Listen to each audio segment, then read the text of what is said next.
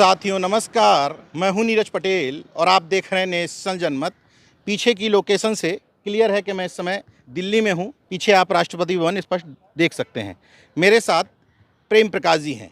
उत्तर प्रदेश में एडीजी यानी कि अपर पुलिस महानिदेशक जैसे पद से सेवानिवृत्त हुए हैं। आप खुद एक पुलिस ऑफिसर रहे हैं और दिल्ली में आपने देखा लगातार छात्रों के प्रोटेस्ट को किस तरीके से दमन करके दबाने की कोशिश की गई। बहुत जगह से आ रहा है कि वीडियो आए, मैंने खुद देखा अपनी आंखों से, पीटा जा रहा है, लाठीचार्ज की जा रही है। इसको उचित मानते हैं? देखिए, जो भी दिल्ली में हुआ, ये आंदोलन होते रहते हैं, लोकतंत्र है, हमेशा आंदोलन होंगे, लेकिन ये बच्चों का आंदोलन था। बहुत ही कम उम्र के बच्चे हैं, स्टूडेंट्स हैं और बड़ी जायज़ उनकी मांगे हैं। लेकिन जिस तरीके से इसको हैंडल किया गया, पहले तो इंटेलिजेंस फेलियर हुआ दिल्ली पुलिस का और सेंट्रल एजेंसीज़ का, वो ये आकलन ही नहीं कर पाए कि आंदोलन कैसा रूप ले सकता है। दूसरा, जो फोर्स का डिप्लॉयमेंट देखा, मैं तो एक पुलिस ऑफिसर की हैसियत से देख रहा था कि जिस तरीके से फोर्स को लगाया गया, डिप्लॉय किया गया, उनकी ना तो कायदे की ब्रीफिंग की गई, ना ही उनको जिस तरह से फॉर्मेशंस को प्रयोग किया जाता है राइट कंट्रोल के लिए कि पहले वार्निंग दी जाएगी, बैनर दिखाए जाएंगे, उसके बाद में अगर ज़रूरत पड़े उनको बल प्रयोग की बताया जाएगा कि आपका मजमा ये विधि विरुद्ध घोषित किया गया, आपको चेतावनी दी जाती है कि आप इस जगह को छोड़ दें या वहाँ पर प्रोहिबिटरी ऑर्डर लगे हुए हैं। अगर उसके बाद भी प्रोटेस्टर वहाँ से नहीं हटते, तब आप हल्का बल प्रयोग कर सकते हैं, जैसे पानी की बौछार कर दी, रंगीली बौछार कर दी, या उसके बाद में अगर लगता है ज़रूरत लगती है कि कुछ वायलेंट हो रहे हैं या ज़्यादा आगे बढ़ रहे हैं, तब आप मौका देखकर इसमें टीयर स्मोक्स वगैरह यूज़ कर सकते हैं। लेकिन ये जो डंडे चलाना, और डंडे भी गलत तरीके से चलाना, लोगों के मैं देख रहा था सिर में डंडे मार दे रहे हैं, महिलाओं के नाजुक अंगों पर वो डंडे मार दे रहे हैं, ये तो बेहद ही, ये कहीं पुलिस में सिखलाई में नहीं। मैंने देखी वीडियो। हाँ, तो इस तरह के बहुत सारे जो इंसिडेंट्स हैं, उससे लगता है कि कहीं ना कहीं उनके दिमाग में प्रोफेशनल जो जैसे वर्किंग होनी चाहिए उस तरह से नहीं कर रहे थे। दुर्व्यवहार टाइप का, अंदर से घृणा, जैसे अंदर से कोई घृणा हो, उनको लग रहा हो कि इनके साथ यही सलूक करना है, हिंसा करनी है, और उसका असर ये हुआ कि लोग उसका प्रतिरोध भी कर रहे थे। उसमें कुछ लोग ऐसे मैंने देखा कि जो सादा वर्दी में बहुत से लोग ऐसे थे जो पुलिस के डंडे लिए घूम रहे थे, उससे और लोग आक्रोशित हो रहे थे। उनको लग रहा था कि शायद ये बाहर के कोई लोग आ गए। हाँ, यही मैं सवाल करना चाह रहा था। मैं जंतर मंतर लगातार जा रहा हूँ 3-4 दिन से। युवाओं की एक ही बात है कि सादी वर्दी के लोग थे, उनके नेम प्लेट नहीं लगी थी, वो आरएसएस के लोग थे, ये गुंडे थे।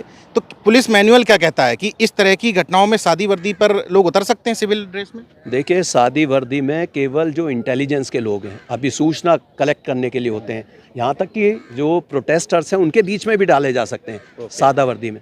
लेकिन जब बल प्रयोग जब बल प्रयोग करना होता है तो एक तो उनको कलेक्ट कर लिया जाता है एक तरफ, वो आ जाते हैं साइड में, वो सब जानते हैं कि पुलिस की किस तरह से जो है काम करती है पुलिस। दूसरा, डंडे लेकर नहीं जा सकते, कोई भी सादे में डंडे नहीं कर सकता, उससे तो कंफ्यूजन हो जाएगा, लगेगा कि आपस में टकराव हो जाएगा। तो ये पूरी तरीके से गलत है। अगर कोई व्यक्ति बिना ड्रेस के, नॉर्मल ड्रेस में अगर डंडे लेकर के पीट रहा है तो गलत है। यहाँ तक कि ये तो गलत है ही कि सादा वस्त्रों में आप डंडे लेकर जो पुलिस की और तरफ से उसकी पिटाई कर रहे हैं या पुलिस के कर्मचारियों के साथ में घूम रहे हैं, इससे गलत संदेश जाता है। मैंने देखा उनके हेयर स्टाइल भी आप देखिए, बड़े बड़े बाल हैं, हिप की कट हैं, कोई भी नहीं जानेगा कि ये पुलिस वाले हैं। चप्पल पहने हुए कई वीडियो। तो ये इससे साफ पता चलता है कि ये या तो पुलिस के कर्मी नहीं थे, और या अगर ऐसा किया गया तो जो उनके कंट्रोलिंग ऑफिसर्स हैं, जो सुपरविजन वहाँ पर कर रहे थे, उनका बिल्कुल फेलियर है ये किसी। अब चूंकि एक पार्टी के प्रतिनिधि हैं आप, तो इस पूरे मूवमेंट में, युवाओं के मूवमेंट में आपकी पार्टी का रोल किस तरीके से देखते हैं? देखिए, पार्टी के जो हमारे माननीय सांसद जी हैं, वो पार्टी का काडर इस आंदोलन को लगातार सपोर्ट कर रहा था, और मौके वो वहाँ पर गए, देखा कि इनकी डिमांड्स पूरी होनी चाहिए, एक संवाद स्थापित होना चाहिए गवर्नमेंट के द्वारा। वो गवर्नमेंट के द्वारा से मुझे देखा कि कोई भी कहीं भी कोई पहल नहीं की जा रही थी। वहाँ कोई सरकार के जो जिम्मेदार प्रतिनिधि हैं, कोई नहीं गया वहाँ पर, और उसके बाद आप देख रहे हैं संवादहीनता के कारण ही ये सब स्थिति वहाँ पर पैदा हुई है। अच्छा, लोकतंत्र से चुनी हुई सरकार इतनी ज़्यादा निरंकुश की बात करने को तैयार नहीं है? अब ये लोकतंत्र में ये अभी तक चाहे किसी पार्टी की सरकार रही, हर जगह जो मैच्योर डेमोक्रेसी है, और हम जिस तरह से जो है डेमोक्रेसी के इतने साल हो गए हैं, उसके बाद हमें ये सलीका आ जाना चाहिए कि हम लोगों से बातचीत करें, संवाद स्थापित करें, और विशेषकर ऐसे लोग जो वास्तव में पीड़ित हैं।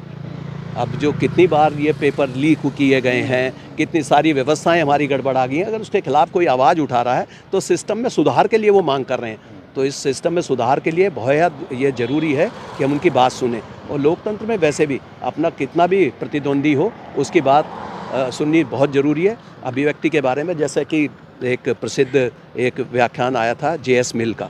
J.S. मिल ने कहा था कि मैं आपकी बात से असहमत हो सकता हूँ, लेकिन मैं आपको अपनी बात कहने का जो अधिकार है वो पूरा बनाए रखने के लिए पूरे सपोर्ट करूँगा। तो ये जो उनकी जो चाहे बात कैसी भी हो, चाहे वो गलत भी है, लेकिन उसको सुनना बहुत ज़रूरी है। ये किसी भी डेमोक्रेटिक कंट्री के लिए आवश्यक शर्त है।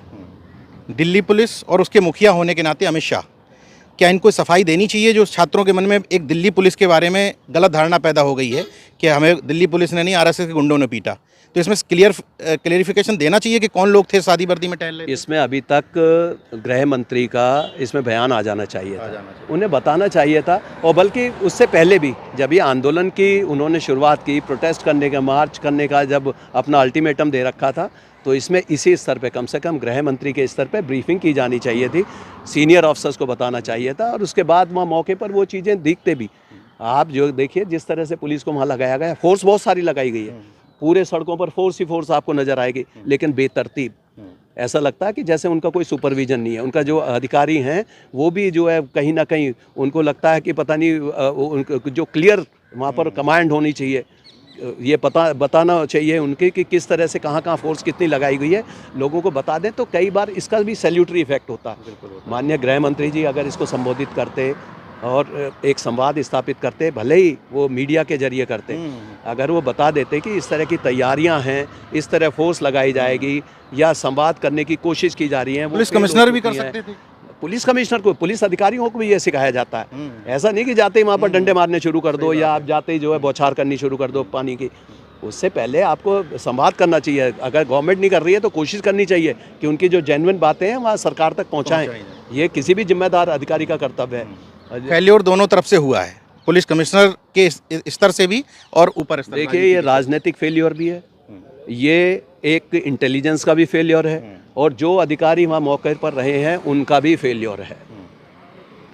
किस बैच के आईपीएस हैं आप? मैं किसी वजह से पूछ रहा हूँ। मैं 1993 बैच का 1993 आईपीएस रेगुलर रिक्रूट हूँ।